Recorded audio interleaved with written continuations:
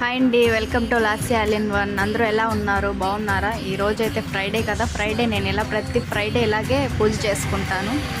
దీన్ని చూసి మీరు చేసుకునే పని అయితే ఒకవేళ చేసుకోండి. ప్రతి శుక్రవారం ఉప్పు దీపం పెట్టడం వల్ల మన ఇంట్లో మంచి జరుగుతుంది, ఐశ్వర్యం కలుగుతుంది, లక్ష్మీ కటాక్షం కలుగుతుంది.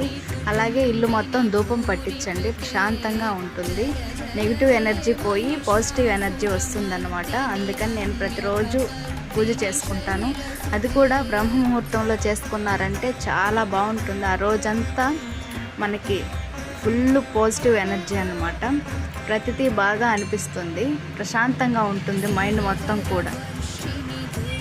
ఉప్పు దీపం పెట్టడం అనేది మీరు అలవాటు చేసుకోండి. ఫ్రైడే బాగుంటుంది.